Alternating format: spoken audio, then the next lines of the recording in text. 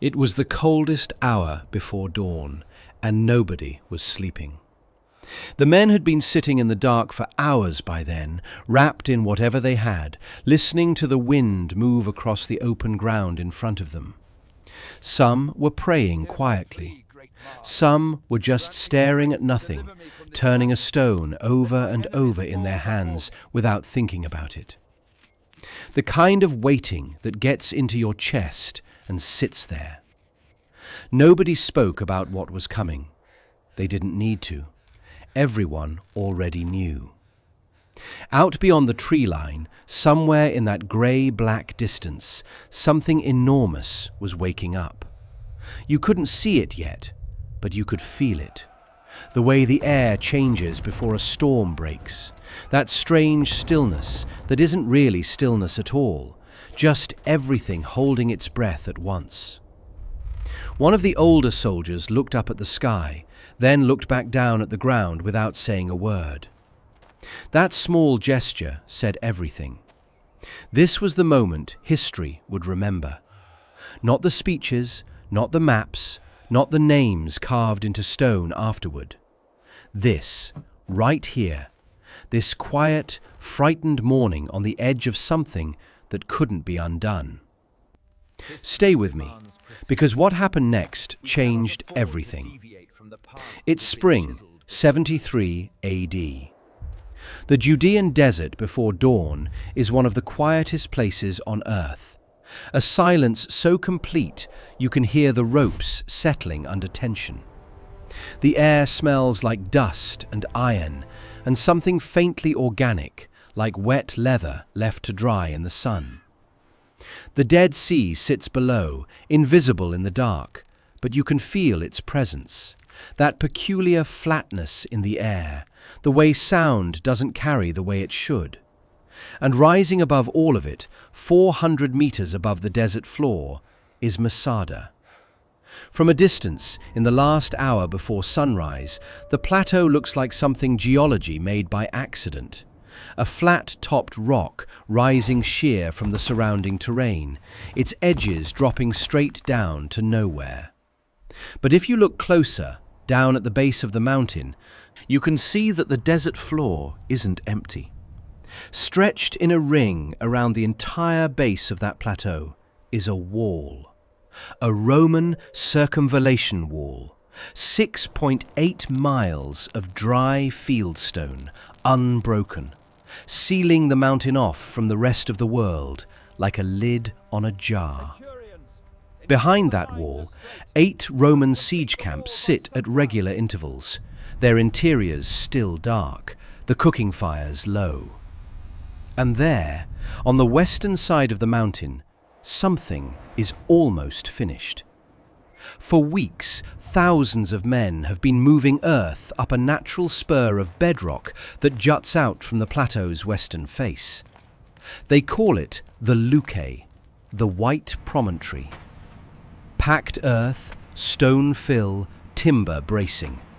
500,000 tons of material, moved by hand and by the backs of animals and prisoners, slowly building a ramp that now nearly reaches the casemate wall at the summit. At the top of that ramp sits a platform of stone, and on that platform, or rolling toward it on the ramp itself behind armoured plating, sits a tower, iron-clad, tall enough to clear the wall. Inside it and mounted around it, arms pulled wide and ropes wound tight under enormous tension, are the machines. You might not know what they are if you saw them. They don't look like much, honestly. Wooden frames, bundles of twisted sinew, iron hardware. A lever here, a claw mechanism there. Nothing about them looks like a killing machine at first glance. But the people on top of that plateau know exactly what they are. They've watched them work for weeks. They know the sound a stone makes when it's launched, that deep, resonant crack of the arms releasing. And they know the sound it makes when it arrives. There are 960 people up there, men, women, children. They have food, they have water, they have walls. They held off Rome for 3 years after Jerusalem burned, and none of it was enough. Here is what you need to understand about that machine on the ramp. It wasn't the heaviest weapon Rome had. The onager could throw a bigger stone. The battering ram could eventually break any wall if you gave it enough time. What made the ballista different? What made it, in the hands of Roman military engineers, something genuinely new in the history of warfare, was precision. The ability to put a projectile exactly where you aimed it, at a range no archer could match, with a rate of fire no other engine could approach. A full battery of Roman scorpiones, the bolt-shooting cousins of the stone-throwing ballista, could put 240 bolts into a target zone in a single minute. Every century in a Roman legion had one. Every tower in a Roman siege line had one. And by the time you saw the ramp finished and the tower moving, the ballista had already been suppressing your defenders for weeks, picking them off the walls one by one from 400 meters out. For the first time in history, an army had turned precision-ranged fire into a system, not a weapon carried by an individual, but an integrated component of an entire military machine, assigned by regulation, operated by specialists, and deployed according to a doctrine that hadn't changed in 100 years. This is how that happened, and this is what it cost. To understand what the ballista meant to Rome, you first have to understand what siege warfare looked like before it. Picture a Roman legion standing outside a walled town in the 3rd century BC. The town has defenders on its walls, archers, slingers, men with javelins. The Romans want in. Their options are, broadly speaking, terrible. They can try to scale the walls directly with ladders, which requires getting men across open ground under fire and up a wooden ladder while someone tries to drop a stone on their head from directly above. They can try to build a ramp and push a battering ram to the wall, which takes weeks, requires enormous labour, and exposes the work parties to constant missile fire from the defenders. They can try to starve the garrison out, which might work eventually, but could take months or years, and requires feeding your own army the entire time. Or they can attempt to undermine the walls, which is slow, dangerous, and only works if the geology cooperates. In every one of those scenarios, the fundamental problem is the same. The defender is elevated. The attacker is in the open.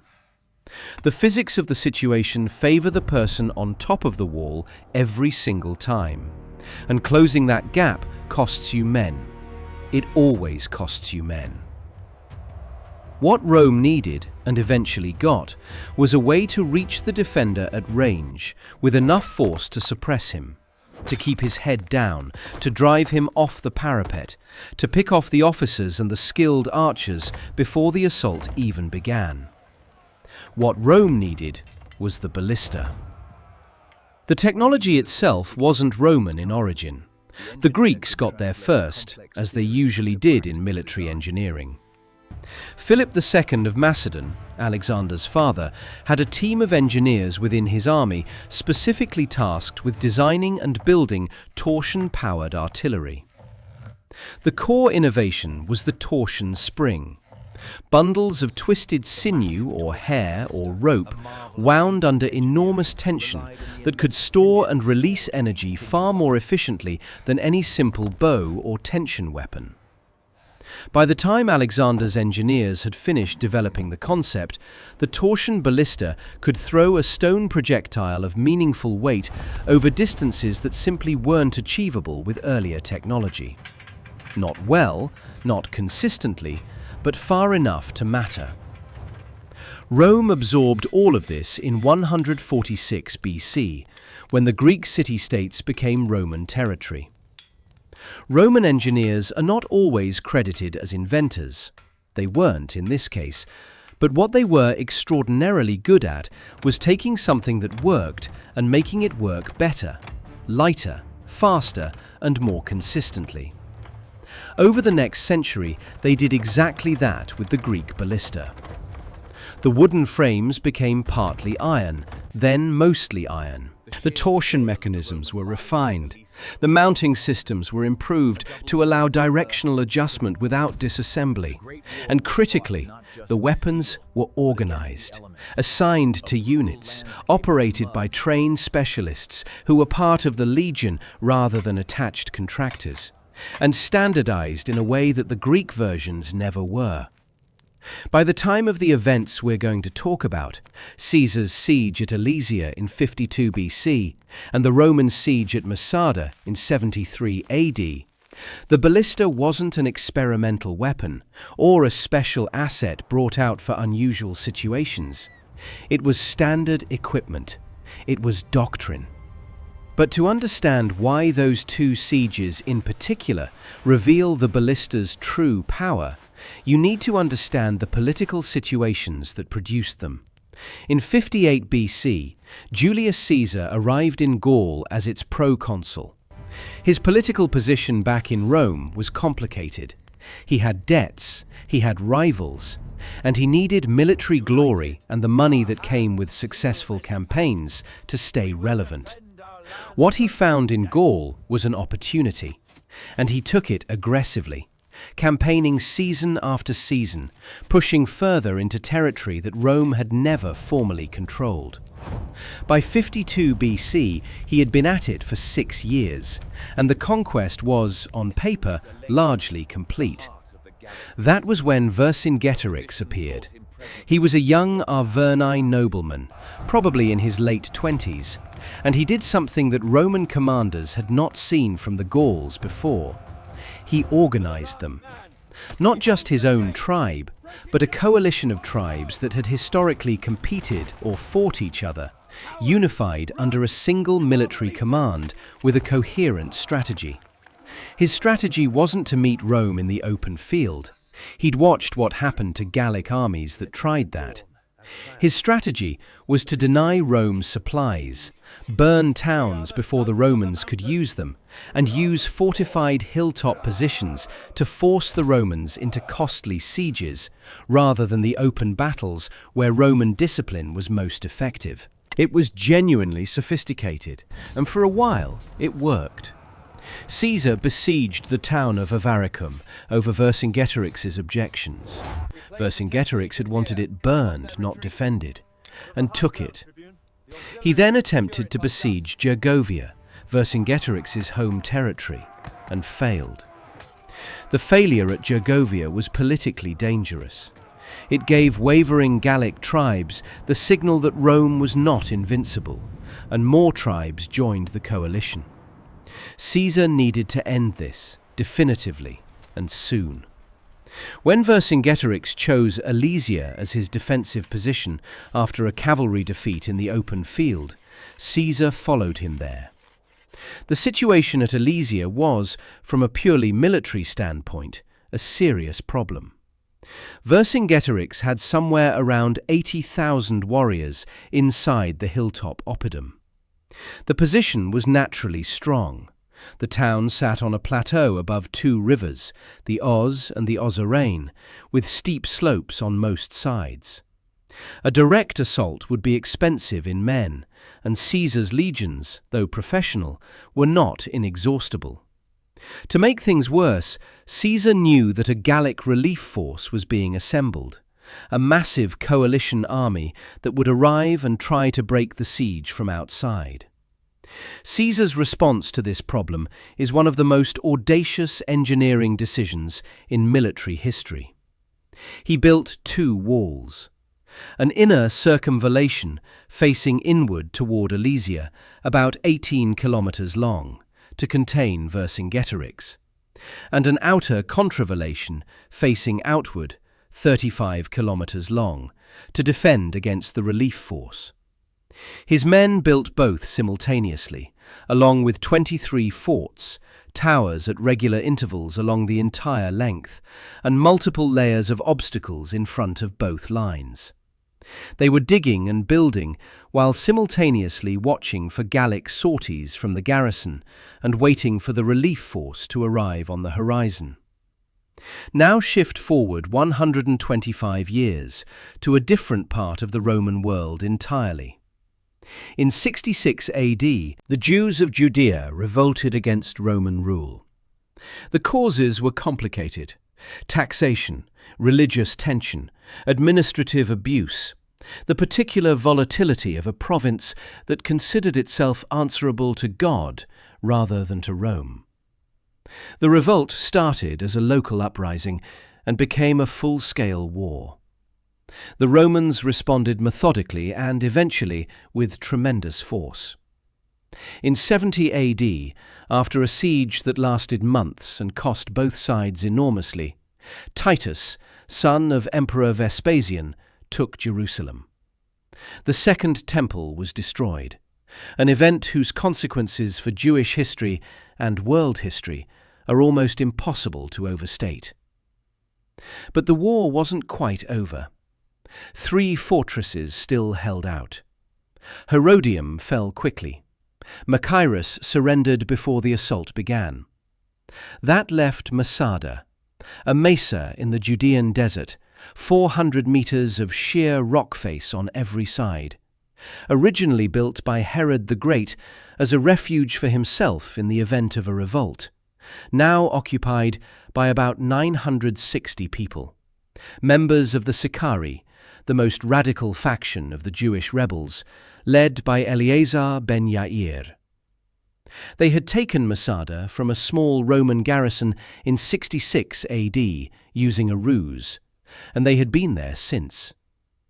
They had Herod's storerooms, packed with preserved food. They had elaborate water cisterns that channeled runoff from the surrounding wadis. They had walls and the geology of the plateau itself as their greatest defense. The Roman governor of Judea, Lucius Flavius Silva, arrived at the foot of Masada in the winter of 72 or 73 AD with Legio Deth Fretensis, the veteran 10th Legion, which had already fought at Gamla, at Jerusalem, and at Machaerus. This was not an army making its first acquaintance with difficult sieges. Silva surveyed the terrain, identified the western spur of the plateau, the Luke, the White Promontory, as the only viable location for an assault ramp, established his 8 camps around the base of the mountain, built the circumvallation wall, and began construction of the ramp. Then he let the machines do their work. Let's talk about the machines themselves, because if you don't understand what they actually were, mechanically, physically, you're going to miss why they mattered so much. The term ballista gets used loosely in ancient sources, and honestly in modern ones too, to describe several related but distinct weapons. Ancient writers like Vitruvius, Vegetius, and Ammianus Marcellinus use the terms ballista, catapulta, Scorpio, and onager somewhat interchangeably, depending on the period and their own familiarity with the subject. So let's be precise about the main types and what each one actually did in the field. The Scorpio, also called the Scorpion, or in later periods the carroballista when mounted on a cart, was essentially a precision bolt shooter. Think of a giant crossbow mounted on a stand, operated by 1 or 2 men, made increasingly of iron rather than wood as Roman engineering progressed. The Scorpio fired a bolt about 3 feet long with an iron head, capable of penetrating armor and punching through a wooden shield. Its effective range in precision shooting was roughly 100 meters. At that range, it was accurate enough to target individual men on a parapet. In parabolic shooting, the range extended to around 400 meters, with a firing rate of 3 to 4 bolts per minute. That might not sound like much, but multiply it by 60, because by the early imperial period there were 60 Scorpiones per legion, 1 per century, and you're talking about 240 bolts per minute directed at a single target zone. That is a rate of fire that no ancient defensive force had a good answer to. The larger stone-throwing ballista was a different animal. Where the Scorpio was about precision, the stone-throwing ballista was about destructive weight. It threw rounded stones, shaped or naturally smooth, river stones preferred, according to Vegetius, because they were dense and uniform, in calibers ranging from 0.5 kilogram up to 25 kilograms at the heavy end. The versions used at Jerusalem threw stones of roughly that upper weight.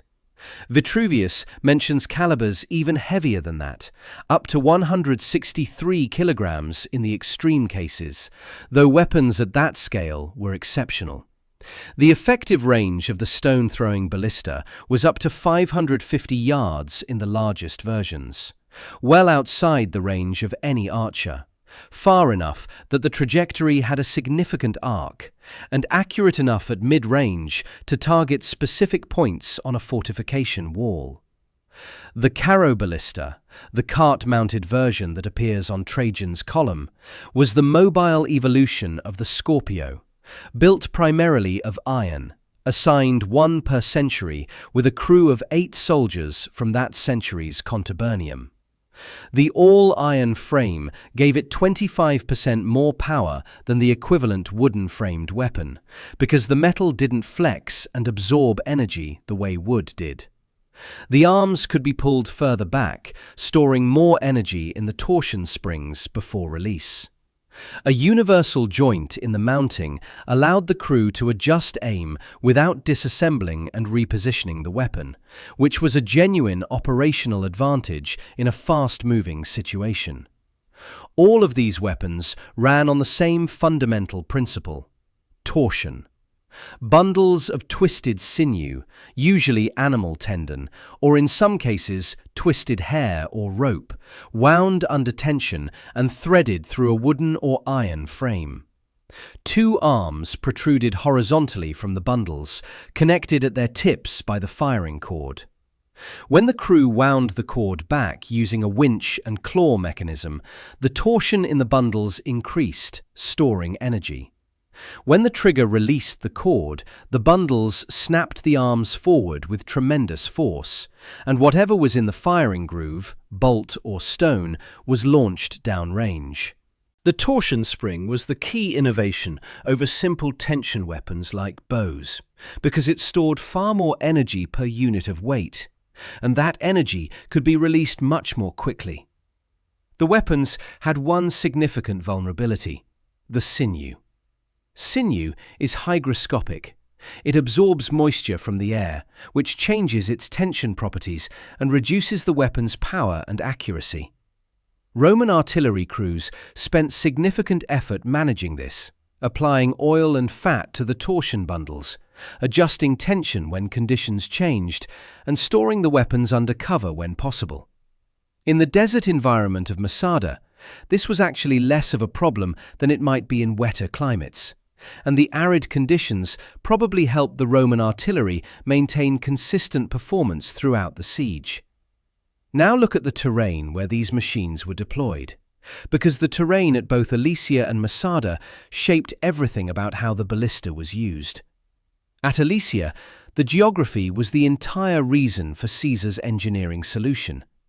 The oppidum sat on a plateau roughly 1,500 meters long and 500 meters wide, bordered on the east by the plain of the Loams and on the north and south by the rivers Oss and Osserane, which flowed through the valleys below.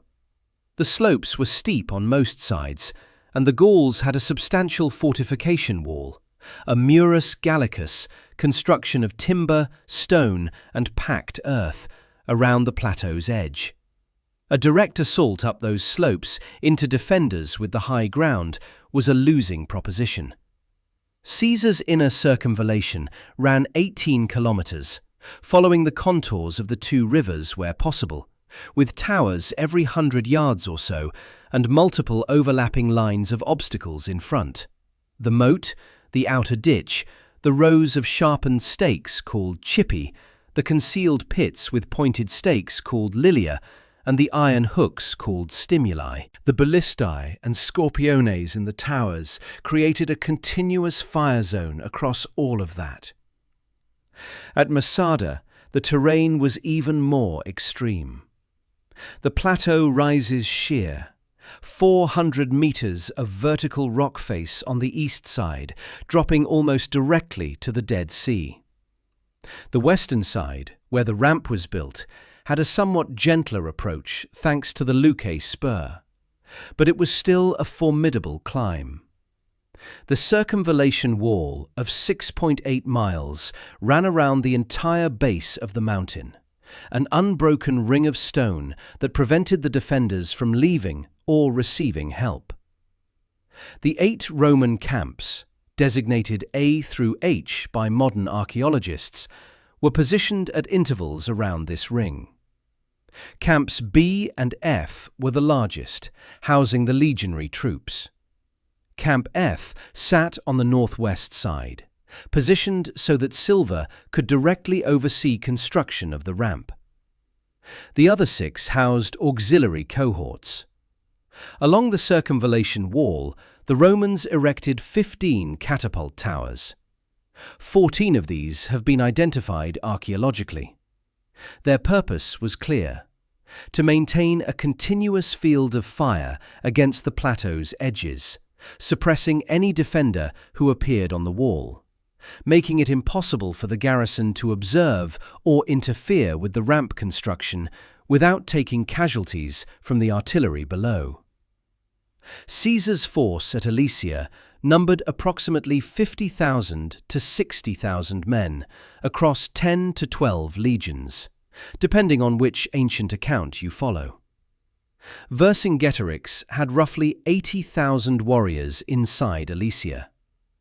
The Gallic relief force that Caesar himself claimed numbered 250,000 is almost certainly exaggerated. Modern estimates put it between 80,000 and 100,000. Even at the lower figure, Caesar's men were outnumbered and faced simultaneous threats from 2 directions. At Masada, Silva had approximately 8,000 to 9,000 combat troops out of a total force, including servants, slaves, pack animal handlers, and camp followers, of around 15,000. He faced 960 defenders who had no realistic hope of reinforcement. The balance of forces at these 2 sieges was completely different, and yet the ballista played the same role in both. It was the weapon that made the engineering possible. Without the artillery covering the construction crews, the towers and ramparts at Alesia couldn't be built efficiently under Gallic arrow fire. Without the artillery suppressing the defenders on Masada's walls, the ramp construction would have been considerably more costly. The machines weren't the whole plan. They were what made the whole plan survivable. The night before the Gallic relief army made its first serious assault on Caesar's outer wall, the Roman artillery crews were working. Not sleeping, working. Sinew bundles checked for moisture, adjusted, re-oiled where necessary. The tension on each arm verified against the standardized gauge that Roman artillery crews carried as part of their equipment. Bolts inspected for straightness, because a warped bolt won't fly true, and a bolt that doesn't fly true is a bolt wasted. Stones checked for shape. Round is better than irregular. Smooth is better than rough, because surface imperfections create drag and affect trajectory. In each tower along the line, the crew of the Scorpio had calculated their fields of fire, identified the ranges to the obstacles in front of the wall, known that anyone trying to cross those obstacles to reach the wall would enter their kill zone at exactly this many yards, and would be in it for exactly this much time before they reached the parapet. Caesar himself had positioned reserves in fortified redoubts at intervals along both circumvallation lines. The logic was straightforward. The artillery holds the wall, buying time. If a section is overwhelmed, the reserves close the gap. The machines and the infantry worked as a system. That was always how Rome intended it. Dawn, late summer, 52 BC. The hills to the northwest of Alesia. The Roman sentries on the outer wall see them first. Not a shock force, not a raid, an army. An enormous Gallic relief force materializing out of the darkness on the northern plain, assembling on the hills within sight of the Roman outer circumvallation. Caesar's own account in De Bello Gallico describes the moment his cavalry rode out to observe and was driven back by the sheer mass of the Gallic horsemen. The relief army had arrived. The double siege that Caesar had gambled everything on was now a reality. Inside Alesia, Vercingetorix could see the relief force too, from the height of the plateau. He waited, watching, timing his response to coordinate with whatever the relief force would attempt outside. The relief army's initial approach was methodical, not chaotic. They moved cavalry forward first, probing the Roman outer wall, testing its length and looking for weak points. The outer circumvallation was 35 kilometers long, an almost incomprehensible length for a field fortification. The Gallic commanders understood, correctly, that Caesar couldn't have equal strength everywhere along that line. They needed to find where it was thinnest. What they ran into instead was the artillery. Every tower along the outer wall had scorpiones. Every significant section had clear fields of fire across the obstacle belt in front of the wall, the moat, the ditches, the rows of stakes. The Gallic cavalry, probing the wall's exterior, encountered bolt fire before they got near the obstacles. Not a volley. Romans didn't really do volleys with artillery the way later armies would with muskets, but a continuous, precise fire from multiple positions simultaneously, each crew working their weapon independently, each bolt aimed at a specific target. A horse goes down at 300 meters. A rider topples at 250. The cavalry falls back to regroup. Then the infantry came. The first major assault on Caesar's outer circumvallation was a daytime attack. The Gallic infantry moved with fascines, bundles of sticks and branches, to fill the Roman ditches, the standard counter to exactly this kind of obstacle belt. This was not an undisciplined mob. These were men who knew what they were doing, who had watched sieges fail and understood the mechanics of the problem. Fill the ditch, get across the obstacle zone, reach the wall, scale it before the defenders can concentrate enough force to throw you back. At the same time, Vercingetorix launched his sortie from inside Alesia. A mass of warriors poured out toward the inner circumvallation, carrying their own fascines, pressing toward the Roman wall from the inside. Caesar's men were fighting on two fronts simultaneously. Every legion on the inner wall had to hold against the garrison sortie. Every legion on the outer wall had to hold against the relief force. The reserves in the redoubts waited, watching the signal flags, ready to move. The artillery on the towers fired continuously. On the outer wall, facing the relief force, scorpiones put bolts into the infantry crossing the obstacle belt. The lilia, the concealed pits with sharpened stakes, were taking men who didn't see them in time. The chippy, the rows of sharpened stakes, slowed the crossing. Every second a Gallic warrior spent picking his way through that obstacle zone was another second he was in the fire zone. Some made it through. Most didn't, not in enough concentration to seriously threaten the wall. On the inner wall, facing Alesia, the garrison sortie ran into the same layered system.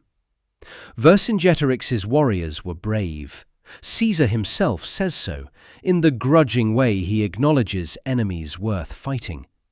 But they were crossing open ground toward a fortified line with artillery in the towers and professional infantry on the parapet.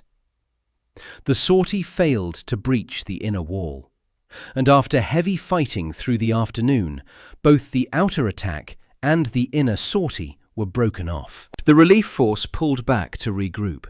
The garrison withdrew inside Alesia's walls. The artillery crews on both walls had been firing for most of a day. Sinew bundles would need to be checked for wear. Bolt stocks would need replenishment from the legion's stores.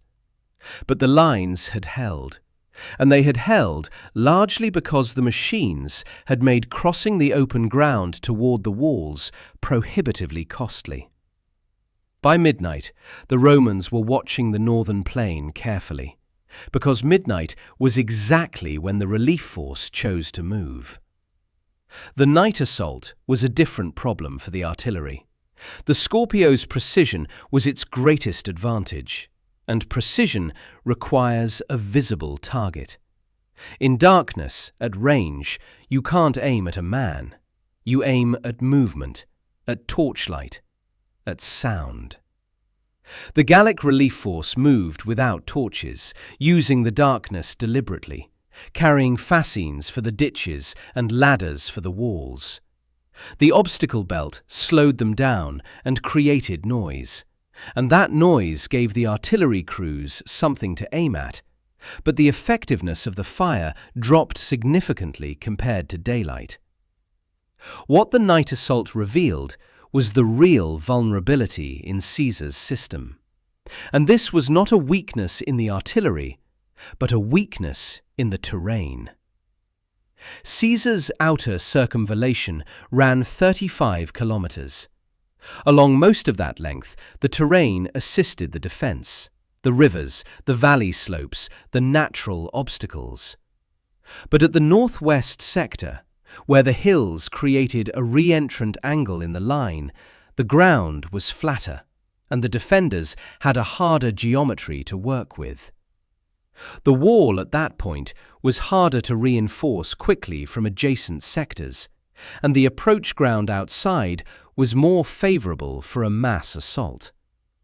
The Gallic commanders had identified this, possibly through observation, possibly through information from inside Alesia. In any case, when the night attack came, the northwest sector received the heaviest pressure. Fascines went into the ditches, ladders went against the wall, Roman defenders on the parapet, infantry with javelins and swords, not artillery because the range was now too close, fought hand to hand along the wall top. The artillery crews in the northwest towers kept firing into the mass of men below them, depressing their aim to minimum range, but at close range the Scorpio's value was reduced. It was built for distance. At 20 meters, a Roman soldier with a pilum was more useful. Through the night, the northwest sector bent but did not break. Caesar was moving, riding the inner line between redoubts, reading the signal reports coming in from sector commanders. Mark Antony was holding one flanking position on the outer wall. Gaius Trebonius was holding another. The reserve legions in the redoubts were being fed into the northwest sector in controlled increments, trying to stabilize the line without stripping other sections of their minimum garrison. It was not enough. Before dawn, on what Caesar describes as the third day of serious fighting, the northwest sector reached crisis point. A Gallic breakthrough was imminent.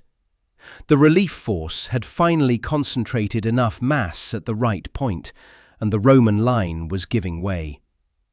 Caesar took his cavalry, the German mercenary horsemen he had been holding in reserve specifically for this moment, and rode for the northwest, not to hold the wall himself, but to hit the Gallic relief force on its flank and rear while it was fully committed to the assault on the wall.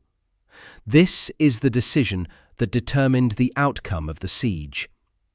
Caesar is not a man given to false modesty in his own writing, and his account of personally leading the cavalry counterattack at the northwest sector is corroborated by the tactical logic of the situation. The reserve cavalry went around the outside of the Gallic force, attacking from the direction the Gauls least expected. Inside the northwest sector, the defenders could see cavalry hitting the Gallic rear. The pressure on the wall suddenly eased. The Roman reserve infantry, which had been feeding men into the gap, now had a moment to consolidate.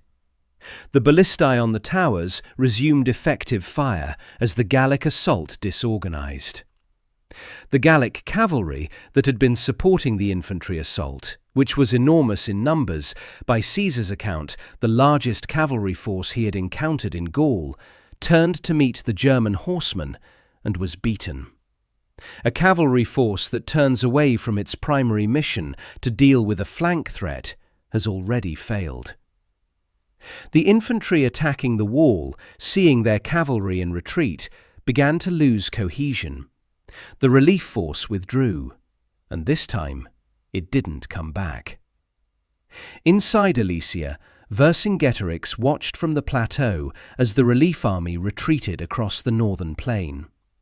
He had expelled the non-combatants from Alesia earlier in the siege, a brutal but logical decision to extend the food supply for his warriors.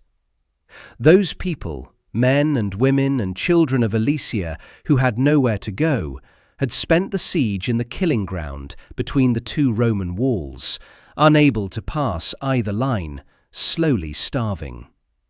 Caesar refused to let them through his lines. He did not want to be responsible for feeding them. They died there. Vercingetorix, watching from above, could see that too. The food inside Alesia was running out. The relief force was gone. The Roman lines had held against everything he could throw at them, from two directions simultaneously, day and night. Vercingetorix called a council.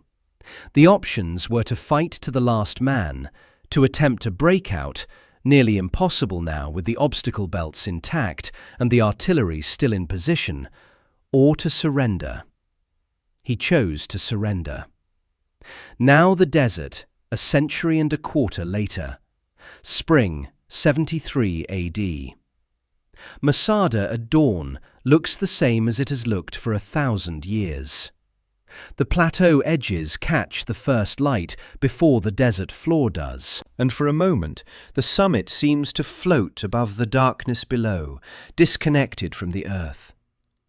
On the ramp's western face, the siege tower is moving. Slowly, impossibly slowly given its weight and the angle, but moving. The iron cladding on its sides catches the early light. Below it, the ramp crew, soldiers, prisoners, slaves, is working with levers and ropes, inch by inch, pushing the tower toward the breach position. On the platform at the summit of the ramp, the stone-throwing ballistae are firing. The Masada garrison knew, weeks before this morning, that the ramp was going to reach them. They had watched it rise. From the height of the plateau, they could see the scale of Roman engineering below them. The camps, the circumvallation wall, the supply routes across the desert. And they understood that Legio X Fretensis had done this before. This was the same legion that had stood outside Jerusalem. The same legion whose artillery had suppressed the defenders of that city's walls, while Roman siege ramps went up against those walls too. What the defenders of Masada had tried to do was adapt. Behind the Herodian casemate wall, the outer wall that the ramp was aimed at, they had built a second wall. Not stone this time, because stone shatters under ballista impact, and the fragments become secondary projectiles. This inner wall was timber and packed earth, designed to absorb the impact of the stones and the battering ram, rather than resist it rigidly. It was a sound engineering solution, actually. A flexible wall is harder to breach than a rigid one. But it burns. The ballista stones from the tower's mounted weapons were falling on the Masada plateau as the tower closed on the wall. The distribution of stone projectiles recovered in Yadin's excavations in the 1960s is revealing. There is a concentration of ballista stones near the breach point on the western wall, suggesting they were fired from the tower itself, suppressing the defenders on the wall while the tower moved into position. The stones found at Masada were chiseled smooth, an archaeological detail that matches perfectly with Vegetius's recommendation that round, dense, smooth stones fly more consistently than rough ones. Someone at Masada had shaped those stones specifically for this use. Meanwhile, 15 catapult towers mounted along the circumvallation wall around the mountain's base had been maintaining suppression fire on the plateau's edges for weeks. Anyone who appeared on the wall to observe the ramp construction, to shoot at the work crews below, to try to drop anything on the ramp itself, was a target. The effective range of the Scorpio, up to 400 meters, meant that much of the plateau's perimeter was within reach of the circumvallation tower weapons. You couldn't stand on the wall without being in someone's field of fire. This is the specific tactical reality that the ballista created at Masada. It wasn't that the defenders couldn't fight. They had weapons. They had trained men.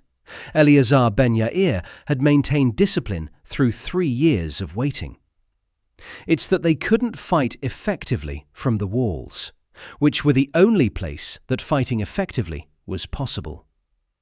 The artillery had stripped the walls of their value as a defensive platform.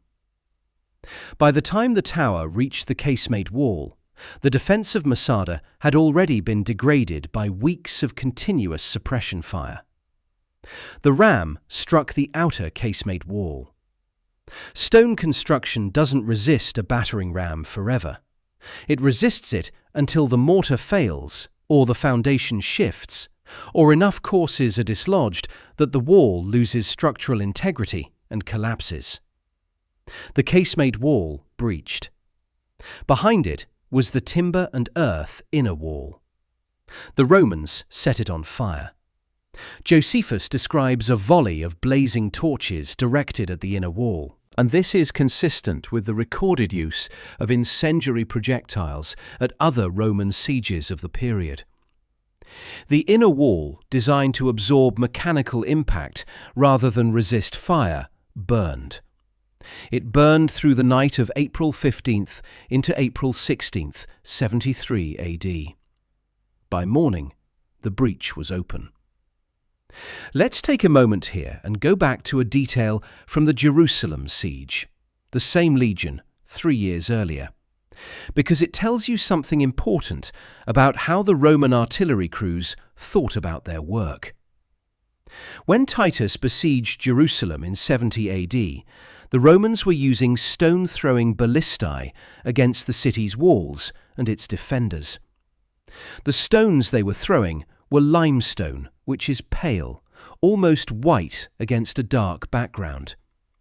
The defenders of Jerusalem posted lookouts specifically to watch for incoming stones, and when a lookout spotted one, he would shout a warning, and the people in the stone's path would scatter.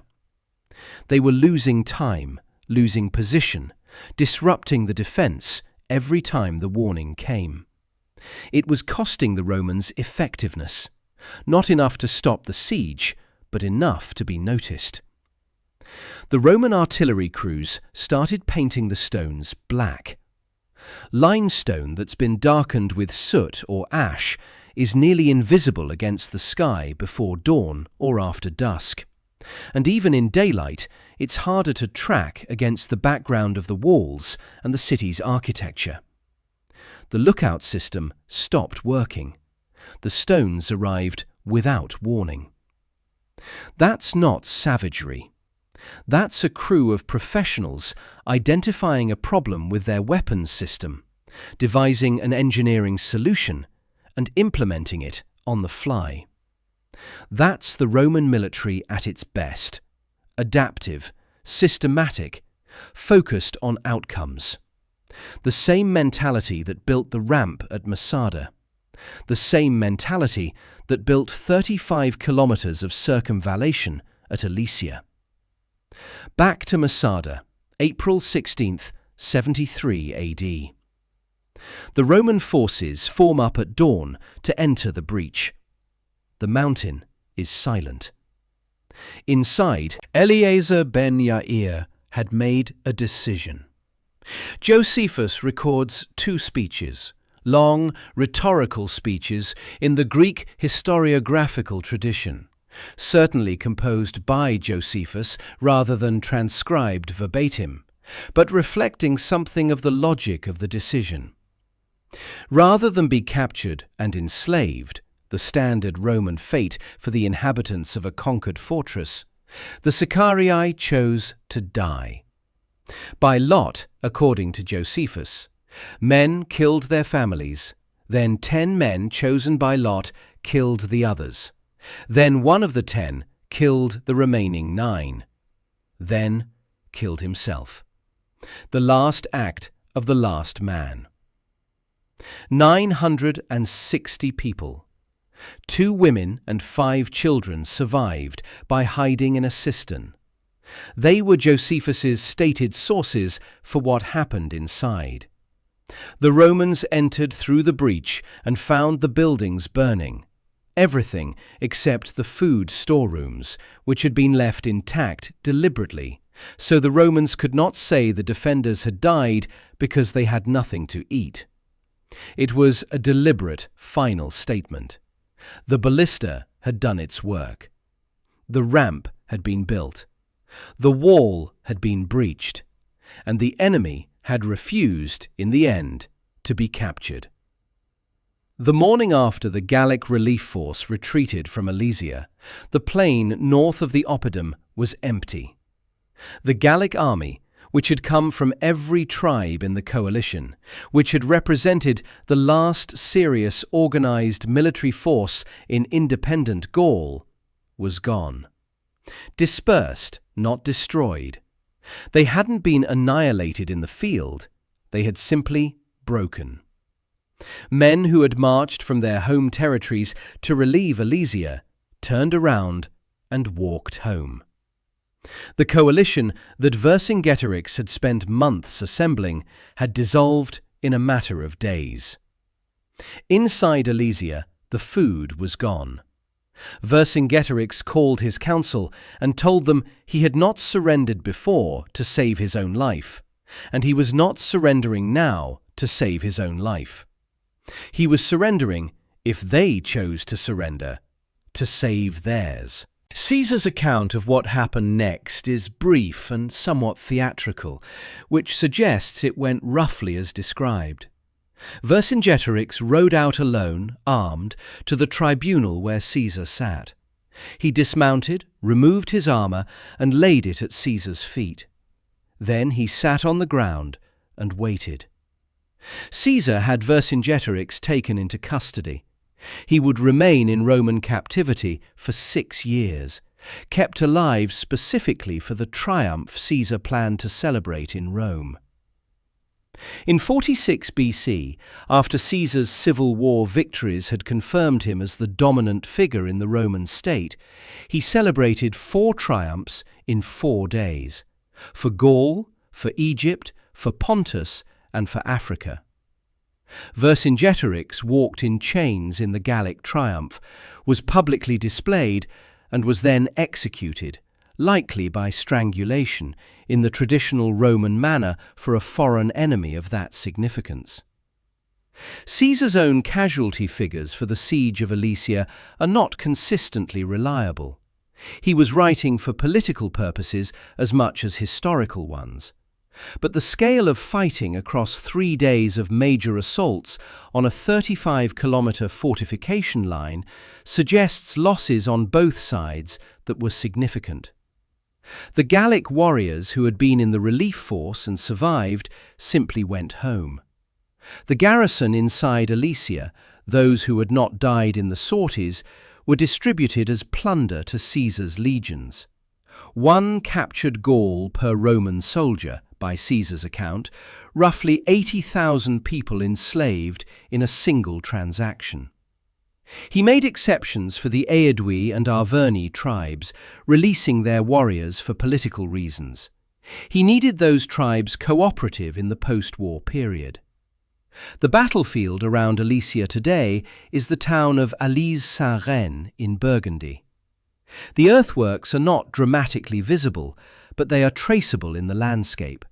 Subtle depressions and rises in the fields around the hill, and in one area, a reconstructed section of the Roman siege line that gives you a sense of the scale. The Museo Park at Alesia has assembled the material evidence from decades of archaeological work on the site.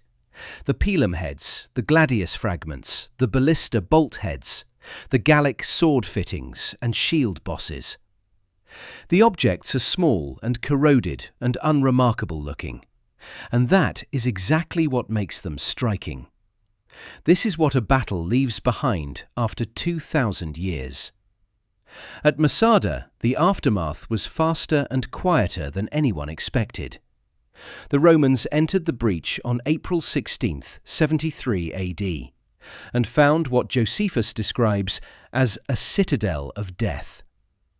The storerooms were intact and full. Enough food, Josephus says, to last for years. This was the point Eleazar had wanted to make. Every other building was burning or had burned. The bodies were where they had fallen. The historical reality of what happened inside Masada is genuinely contested. Josephus says mass suicide by lot. Shay Cohen, a modern scholar, has argued that Josephus's account is incomplete and inaccurate, pointing to the skeletons found in a cave on the northern side of the plateau during Yadin's excavations, and to the evidence of numerous separate fires, not a single coordinated burning, but fires in many different locations, suggesting a less organized end than Josephus describes. Jody Magnus, the archaeologist who has written the most careful recent analysis of Masada's physical remains, has noted that the human remains simply cannot prove or disprove the Josephus account. The archaeology is ambiguous. We know people died there. We know the Romans breached the wall. What happened in the hours between those two facts is not fully recoverable. 2 women and 5 children survived, hidden in a water cistern. They told Josephus what they told him, and Josephus wrote what he wrote, and the rest is interpretation. The Roman circumvallation wall around the base of Masada is still there. You can see it from the air with extraordinary clarity. The complete circuit of the mountain, the 8 camp outlines still perfectly legible in the desert terrain. The siege ramp still rising from the western face of the plateau. After the siege ended, Legio X Fretensis left a small garrison and withdrew. The garrison stayed for several years, then left too. And then no one came for a long time. Flavius Silva disappears from the historical record almost immediately after Masada. He served as consul in 81 AD, and that is essentially the last we hear of him. Eleazar ben Yair is remembered only in Josephus. The Sicarii as a movement did not outlast the siege. The war was over. Alesia ended something. Not the Gallic people, they survived, were absorbed into the Roman provincial system, and eventually became thoroughly Roman, producing emperors and generals and scholars of their own over the following centuries. But organized Gallic military resistance to Rome ended with Vercingetorix's surrender. Caesar returned to Rome with the political capital and the money that 6 years of Gallic campaigning had produced. And 2 years later, he crossed the Rubicon. The civil war that followed ended the Roman Republic and produced the empire. The Ballista had not caused any of this, obviously.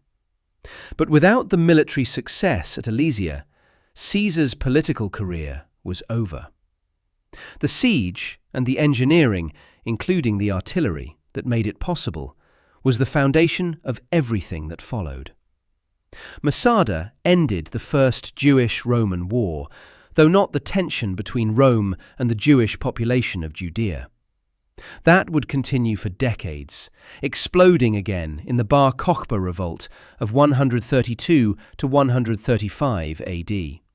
A second catastrophic conflict that resulted in the near-complete depopulation of Judea and the dispersal of the Jewish population across the empire. But the immediate aftermath of Masada was the completion of Roman control over the province. Legio X Fretensis moved into permanent garrison in Jerusalem.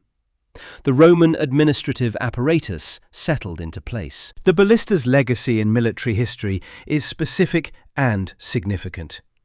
What Vegetius described, 55 Ballistae per legion, 1 per century, operated by dedicated specialists who were organic to the unit rather than attached as a special asset, was the first systematic deployment of artillery at the unit level in Western military history.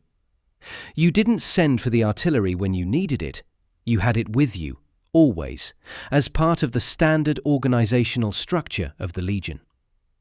That concept, artillery assigned to and integrated with infantry units at a permanent doctrinal basis, didn't reappear in Western military organizations until the Napoleonic period, nearly 1,500 years later. The Romans figured it out, institutionalized it, and then the institutional knowledge evaporated with the Western Empire. The operational logic that the ballista established has never gone away, however. Suppress the defender at range while your engineering closes the distance. Make it too costly for the enemy to stand on his own fortification. Strip away the defensive advantage of the elevated position with precision fire. Every siege from Rome's time forward has operated on some version of this principle, right through to the artillery preparation before an infantry assault in the First World War. The weapons changed beyond any recognition. The logic is the same. There is one specific detail from the Roman artillery record that has stayed with me longer than most. The story of the painted stones at Jerusalem. The artillery crews who blackened their limestone projectiles so the defenders' lookout system couldn't work anymore. It is a small thing in the scale of a major siege. It didn't determine the outcome of the battle. But it is the kind of detail that tells you something true about the people using the weapon. They were thinking. They were problem-solving. They were not simply loading and firing. They were evaluating the system, identifying a countermeasure the enemy had implemented, and responding with an adaptation of their own. The ballista was not just iron and sinew. It was the product of an institutional culture that valued technical competence, rewarded innovation at the crew level, and understood that a weapon is only as good as the people operating it and the doctrine governing its use.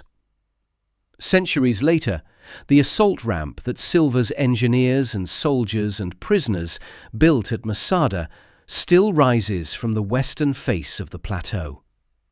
The packed earth and natural bedrock, reinforced with timber long since rotted away, still holds its shape in the desert air. You can walk up it today. It takes about 20 minutes from the base to reach the point where the breach was. The circumvallation wall around the base of the mountain is still traceable, the 8 camp outlines still perfectly clear from above. The geometry of the Roman siege works preserved by the same arid conditions that made the siege so difficult in the first place. The machines are gone. The sinew dried out and crumbled. The wood rotted or burned. The iron was reused, as iron always is. All that remains are the stones they threw. Rounded, smooth, chiseled, careful. Found in the dust of the plateau during the 1960s excavations. Still clustered near the breach point where they landed 2,000 years ago. The machine is gone. The logic of it never left. So the story ends here. And if you've made it this far, if you're still with us right now, I think something in this touched you. Maybe you felt it in the quiet before the battle. Maybe you felt it in the men who kept building that ramp, day after day in the desert heat, with no guarantee it would work. I don't think that's an accident. Because here's what Rome actually teaches us, stripped of all the armor and the glory. Precision beats brute force. Patience beats panic. And the most powerful thing you can bring to any impossible situation isn't rage. It's a system. A plan you believe in, built carefully, held steady under pressure. The Stoics understood this long before Rome's artillery crews did. Marcus Aurelius wrote that you have power over your mind, not outside events. The Ballista didn't win sieges by being the biggest weapon on the field. It won by being the most disciplined one. Consistent, controlled, aimed. That's available to every single one of us, in whatever wall we're currently standing in front of. If this story meant something to you today, share it with someone who needs to hear it. Like, subscribe, and stay close, because there are many more stories like this one waiting for you right here.